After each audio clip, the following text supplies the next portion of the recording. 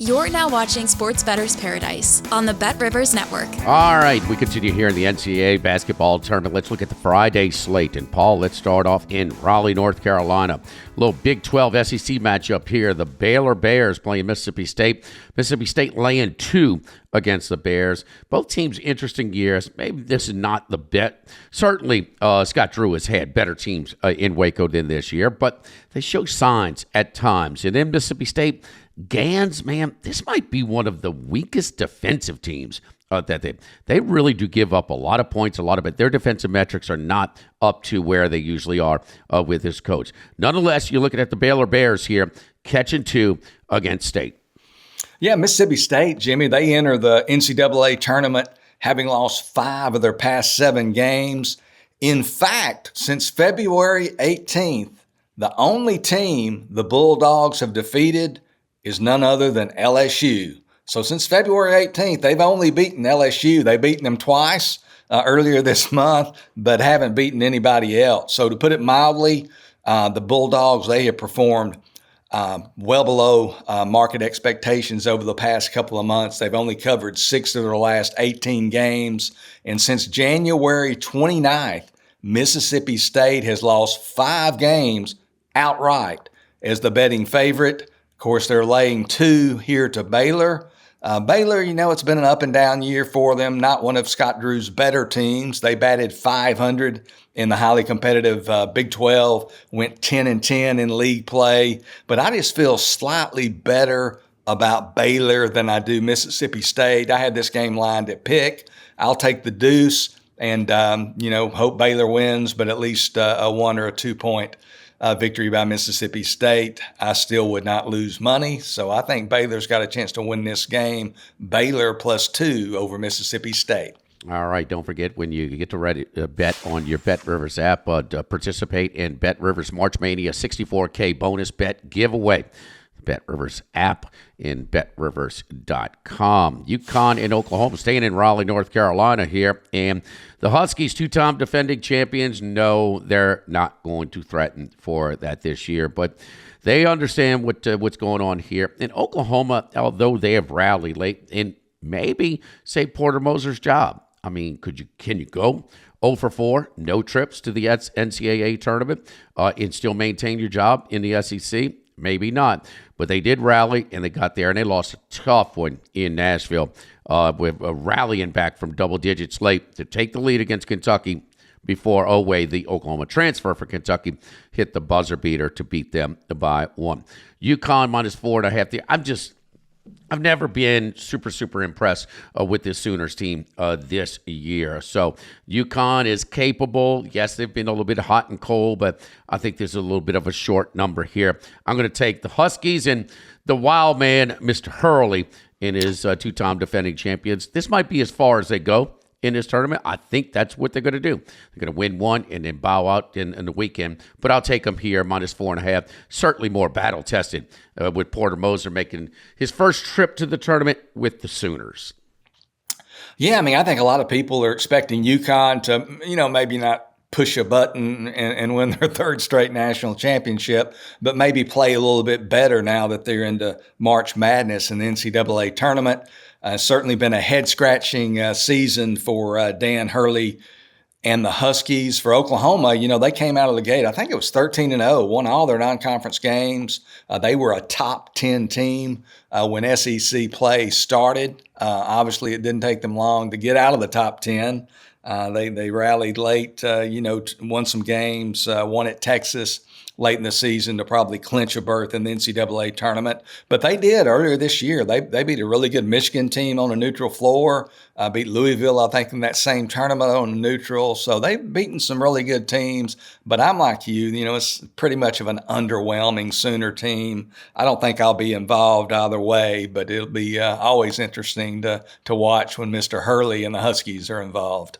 All right, let's go to Cleveland, Paul, for your next pick. And Marquette, the Golden Eagles, 3.5-point favorite over Richard Pitino's New Mexico Lobos. So Marquette 3.5, short trip from Milwaukee to Cleveland for the Golden Eagles against New Mexico, who was maybe the best team over the course of the regular season. They got bounced in the semis in the Mountain West Conference tournament out in Las Vegas, but the Lobos catching 3.5 is what you're looking at here. Yeah, I mean, Marquette, first of all, they did post some notable non-conference victories, with those including victories over a trio of Big Ten teams, those being Maryland, Purdue, and Wisconsin, 3 teams that the Golden Eagles beat in non-conference. The latter 2 of those against Purdue and Wisconsin, double-digit victories.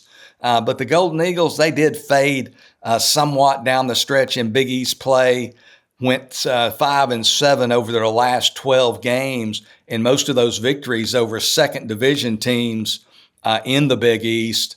Predictably then, Marquette, they enter the tournament having only covered 3 of their past 12 games. And this is something I like to look at, what I call competitive point spreads, games with a point spread of 4.5 or less, whether they're the favorite or the underdog. Marquette is not favored, has not fared well, rather in games with the point spread of 4.5 or less, going 1-9 against the spread in 10 such instances this season. New Mexico, as you mentioned, they won the Mountain West Conference regular season title with a 17-3 mark. And while the Mountain West certainly not up to the Big East standard, New Mexico did defeat a pair of tournament teams in the non-conference, in UCLA and Virginia Commonwealth, by 8 and 7 points respectively. So they've beaten some teams outside their own conference as well. Something interesting in this game to watch, especially if you love high-level point guard play,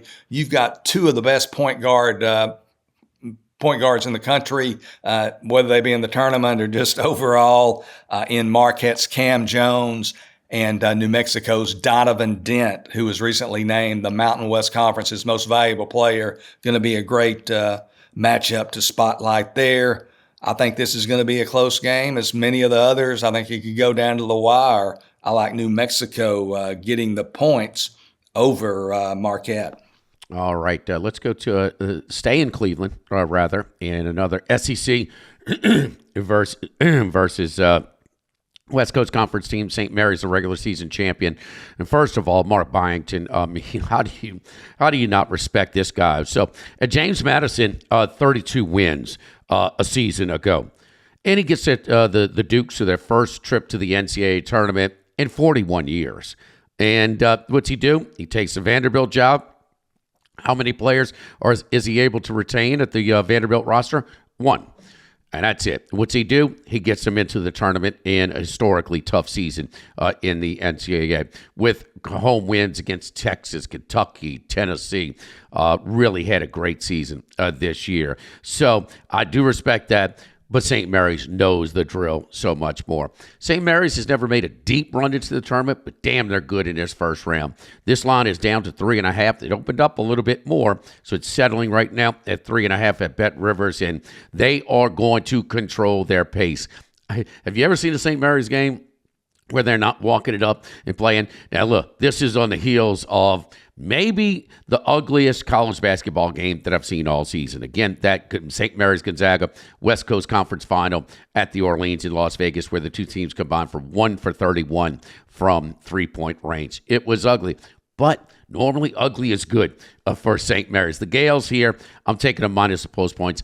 They're the Bennett and his crew way more accustomed to getting into this tournament. Again, it's easier to slow it down than to speed it up in the NCAA tournament. Give me the Gales minus 3.5 against Vandy.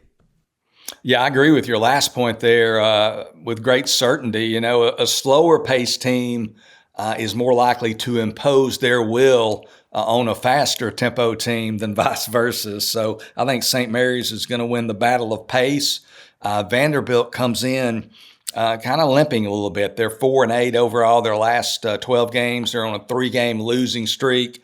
I don't know that I'm going to lay the 4.5 with St. Mary's, but I'm going to be rooting very hard for you. I do have a position on St. Mary's, had them to win the national championship. It's slightly over 100-1. I don't think they're going to win the national championship. However, if they win their first 2 games and get to the Sweet 16, then I think I'm going to be in a real favorable hedging position. They would have to likely have to beat a pair of Southeastern Conference teams to get to the Sweet 16. If they were to beat Vanderbilt, it would likely be Alabama waiting in the wings. Vanderbilt's defense, not very good defending the 3. They give up 37% from beyond the arc. I'll be rooting for you again because I'm, holding a ticket that I think holds some hedging opportunities on St. Mary's at over 100-1.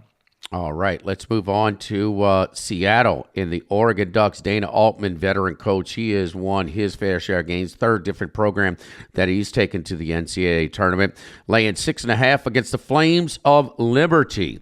So Liberty, you're talking about, one of those smaller conference pros, kind of a new kid on the block, but they do have a little money. They have a little bit of a budget, both in football and basketball, and it has shown. So Liberty in the NCAA tournament in basketball this year, heck, it was just a season ago, the 2023 season, that they were in a major bowl, in the Fiesta Bowl, that one against the Oregon. How about that against the Oregon Ducks? Bo Nix lit them up in that one. Will the Oregon Ducks do the same on the hard floor in this one? Again, at Seattle, Ducks minus 6.5 you're looking at. Yeah, I tell you, from time to time, Jimmy, I like to reach deep into my memory bank, what's left of it anyway.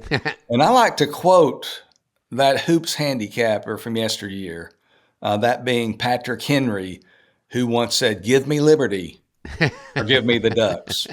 He really didn't say that. I kind of paraphrase, but I'm going to take the Ducks here. The Oregon Ducks, that is. They are laying 6.5 points. And a few things I like regarding the Ducks in this game. First of all, it's March Madness.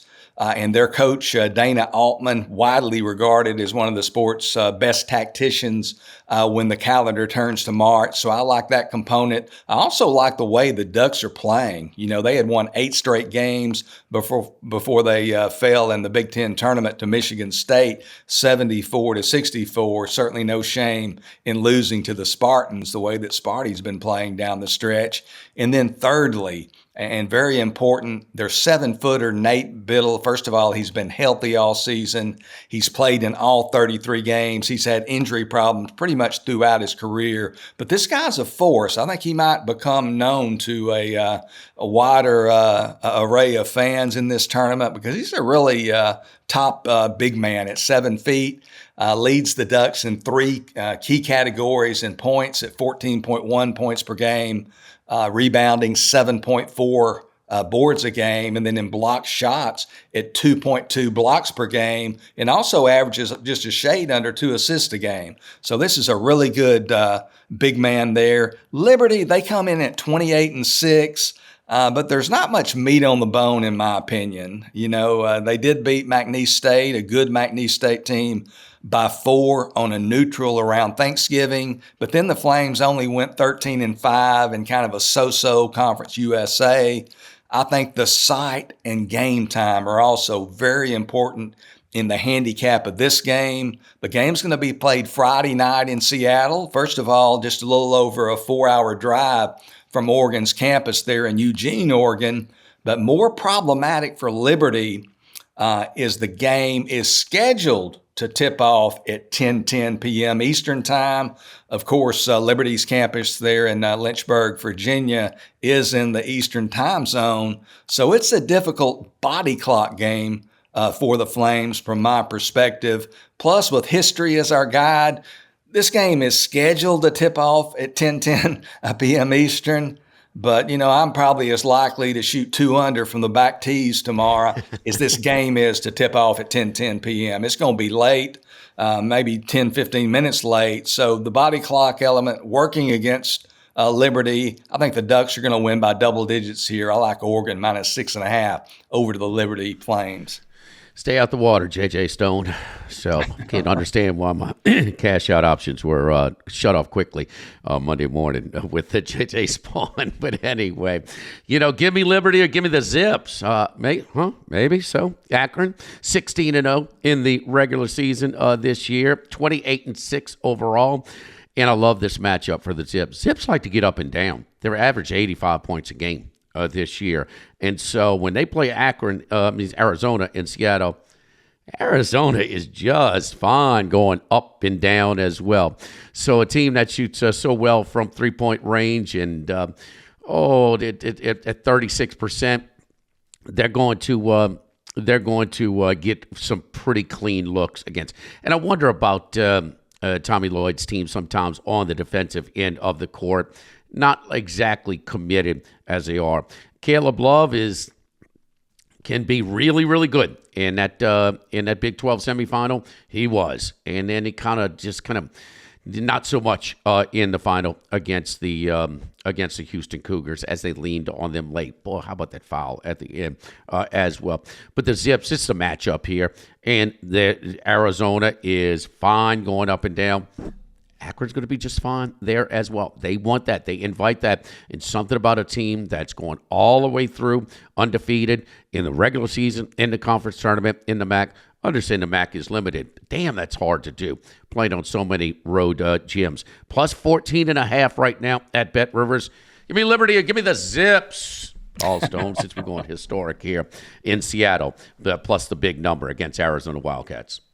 Yeah, first of all, I'll say, I like Akron too. I think this game just feels like a game that could really be close and maybe could be, that upset from the first 2 days that everybody will be talking about. I am a little bit concerned about the fact that Akron, plays in a weaker league, and they just really didn't play anybody in non-conference for whatever reason. But like you mentioned, they can shoot the three-pointer. They shoot 36.6%.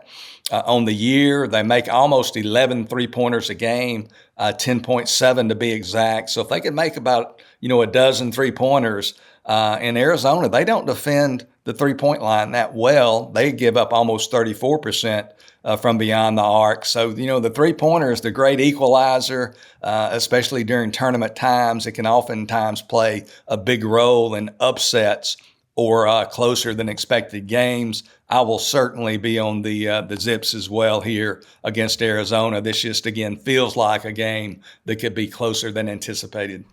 All right, that does it for the first 2 days, full days of the NCAA tournament. We'll be back next week when we get to get 16 teams in the regional rounds for the Sweet 16 and the Elite Eights. For Paul Stone, I'm Jimmy Yott here on the Sports Bettor's Paradise on the Bet Rivers Network.